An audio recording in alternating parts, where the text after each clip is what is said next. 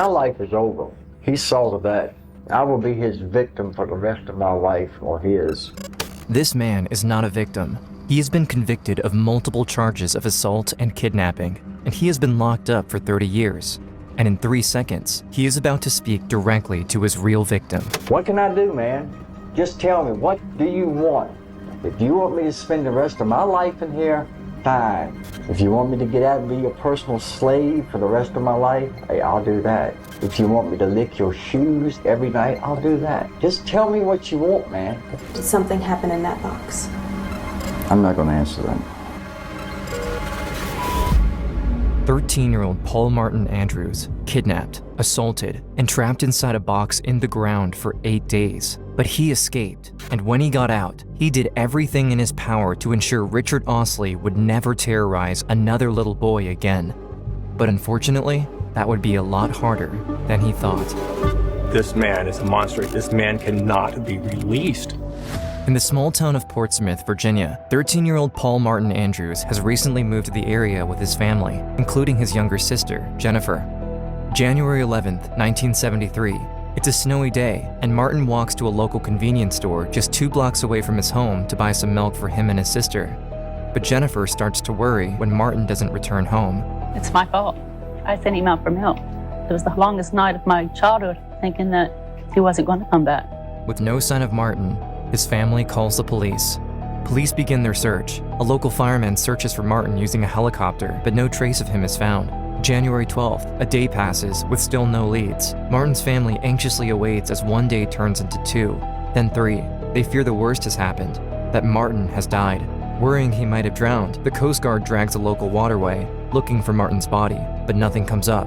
1 full week has passed since Martin disappeared. People are starting to lose hope. 8 days of torture for your family. January 19th, 1973, there is a glimmer of hope. Deep in the woods, hunters come up a hill and discover a door in the ground.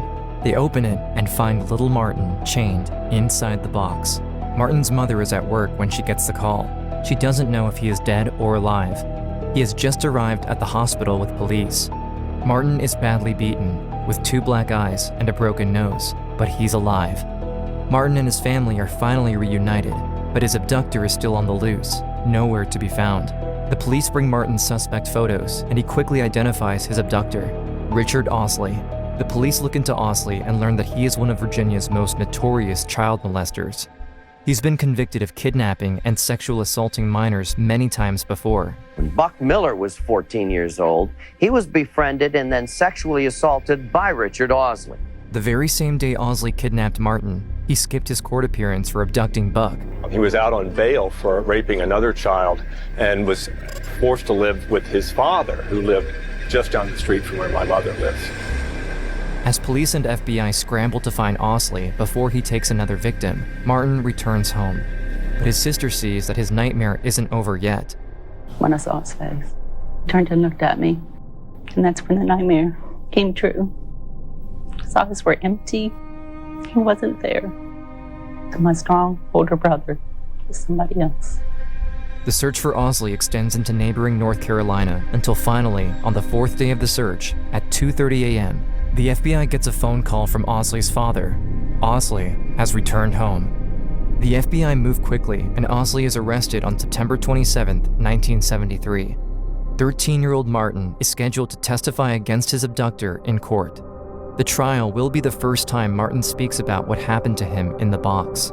The prosecution is worried about Martin having to relive the abuse. One of my biggest concerns was that he was just a young fellow, 13 years of age, and had been horribly abused by Osley. And to have to put him on the stand to testify as to what happened to him concerned me greatly. I remember seeing Richard Osley over to the side. I remember him staring at me. His eyes never really left me. Despite Osley's eyes watching him the entire time, Martin tells the police what happened to him the day of his abduction. My story starts on a snow day. I decided to walk up to the convenience store. While walking, a blue minivan pulls up next to him. Richard Osley rolls down the window. He rolled down his window and he said, "I'm in trouble. I need help. I have to move some furniture for my brother and I can't do it by myself. Could you help me?" I'll give you a few dollars. Not knowing that there is a predator lurking in his small community, Martin agrees. They drive off together. Osley drives Martin 20 miles from his home into a forest. My concern began to grow about how long this was going to take. I started asking him, I said, where are we going? And he kept saying, don't worry, it's not much further, it's just up the road.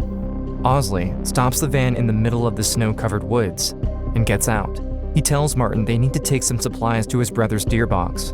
So he goes back to the van, and I see him sort of rumbling around, and he pulled out a big sort of butcher knife and then closed his jacket around it. At that moment, every bell and whistle was going off in my head, and yet continued to follow him down this path. We come upon a clearing, and he points over to these mounds of dirt, and he says, his deer box is over there. There was a piece of metal, like a pan, and then he grabbed a hold of it and he lifted it up. Osley reveals a box hidden in the ground. Just from the opening, you could see some sleeping bags, and there's a blue plastic sheet that covered the floor. Osley jumps down into the box and tells Martin to do the same. So I lowered myself into the box, and he said, I've got bad news for you. You've just been kidnapped. My blood ran cold. I was consumed with this instinct to flee and get out of there. Well, I started to fight to get out, and then he grabbed me. I'm fighting. My thought was about getting my hands onto that knife, and I start reaching for it. We're wrestling. As I'm reaching for that knife, he hits me in the face. At that point, I stopped fighting. He had me under control. Osley binds Martin's hands and feet and attaches a chain around his ankle, making sure he can't escape. What happens next may be disturbing to some people. Almost immediately, he had me strip out of my clothes. He told me, he said, what's going to happen, you're not going to like. He said he assaulted me. Always brutal, always at the point of that knife, always with the threat of death, didn't cooperate. The knife has been the one thing that haunts me more than anything. It was what he used to intimidate me the entire time. It was what kept me from running. Out of respect for Martin, we won't be covering the assault past this point, but note that Osley stays with Martin in the box, keeping him hostage for days, until Martin sees something change in Osley. He was working himself up to kill me, and I don't think he could. He never saw the end game. I don't think he planned for it. And now he's stuck. He's stuck with this boy. It's going to cost him even more years in prison. Unable to bring himself to kill Martin just yet, Osley viciously attacks him. And just as I thought he was leaving, he gets over top of me, kneeling, looking me in the face, and then began to beat me with his fist, back and forth, punching me, yelling at me. I came away with it with 2 black eyes, cracked tooth, my nose was broken. I was hurting very bad. Martin knows his time is running out. As he lays in the box at night, he thinks about what his mother is going through. What was going through my mother's mind? Would she be worried? Would she be crying? I think that bothered me more than anything, that my mother would be crying about me, that I was gone, and never to know what happened to me. It wasn't so much about going home, it was staying alive. January 19th, 1973, the 8th day of Martin's captivity, Osley makes a mistake that will change the course of this case forever. He leaves Martin alone in the box. 8 a.m. For the first time, Martin hears something outside. As I sat there, hoping that my mom would come soon to pick me up, I heard the sound of gears shifting, and I said, that's got to be my mom. My leg chained behind me. I could just stretch out enough that I could open up the top of the box and just get the top of my head out. And I saw it wasn't my mom, but these 2 trucks coming through the woods. I started screaming at them. I screamed and I hollered and I said, please stop, please stop. They walked over to where I was at and looked in the hole, and I said, I've been kidnapped. Hunters find Martin beaten and chained inside the box. For one of the hunters, the sight of 13-year-old Martin is too much to handle, and he has to step away. The police are called. The police arrived. They decided to take pictures while I was still chained in the box. Those pictures show the brutality of what goes on there. The police free Martin, put him in a patrol car, and rush him to the hospital where he's reunited with his mother. Because of Martin's testimony, Ausley is sentenced to more than 40 years in prison, but Ausley could be released after serving his time. He has the possibility of getting out and hurting another child. After bravely coming forward, Martin thinks he is finally done with his nightmare, but the circumstances of his abduction are so shocking that a professional psychiatrist calls Martin, quote, a liar, and told my parents that I should be institutionalized. He didn't believe my story. The psychiatrist tells his parents that he shouldn't talk about his experience. My parents were told, though, that if I wasn't allowed to speak about it, that I would forget about it, that it would just go away. And what happened over time, though, was that everyone forgot about it. Everyone except for me. Martin never talks about what happened with anyone again and falls into a depression. It was difficult, still keeping my secret all the time. My spouse never knew those things. I never spoke to him about them. Friends I had known for years never knew that part of my life. While the outside looked great, the inside was being torn apart. June 2002, 30 years later, Martin thinks he has finally moved on when he receives a call he thought he'd never get. I was at my job and the phone rings, and it's my mom. She told me that, well, Richard Ausley's about to be released. To hear that this man who had done such horrible things to me, this man that I thought would be in prison for the rest of his life, that I would never have to deal with him, was now being released. I was horrified. Martin doesn't know what to do until he discovers that Ausley is trying to convince everyone he's a changed man in order to be released.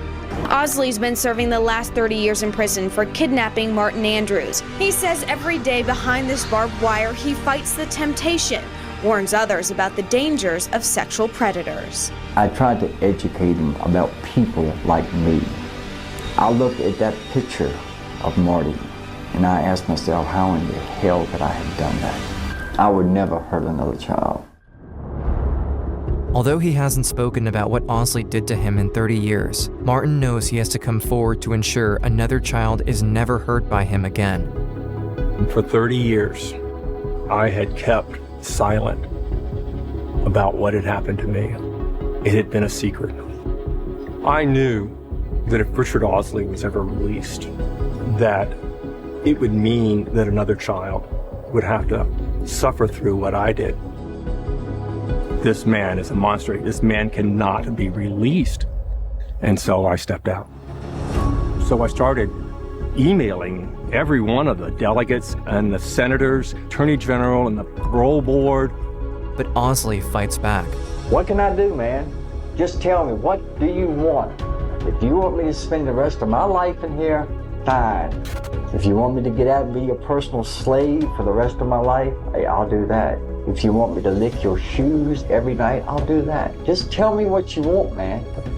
My life is over. He saw to that. I will be his victim for the rest of my life, or his. This thing about 8 days of beating and rape, that's a bunch of bull. He knows it. He lied to me to get me in there. He lied to get me into that box, and once I was in there, he was not letting me go. What can I ask from him? All I can ask is that the state make sure that he never does it to another child. By speaking out, Martin inspires Buck Miller, another of Ausley's victims, to come forward. I think he needs to remain in custody. Martin is able to track down another victim of Ausley's, Gary Founds, and discovers he never came forward to police when Ausley assaulted him in 1972 out of shame. Being attacked and assaulted violently, and the man's already proved he's a danger to society. Inspired by Martin, Gary speaks out after 30 years and files charges against Ausley. forcing him to serve more time in prison. 2 years later, in January 2004, Osley suddenly dies in prison. Although Osley tried to play the victim, Martin came out on top, showing that he is a true survivor. Martin is no longer a 13-year-old boy trapped inside a box with hollow eyes. He got married, became a loving husband, and is closer to his family now after speaking out. It's like having him back. We're closer now than we have been in 30 years. Today, he is an advocate for survivors. He dedicated himself to help pass laws to protect victims of sexual violence. He understands that in order to heal your pain, you have to talk about it.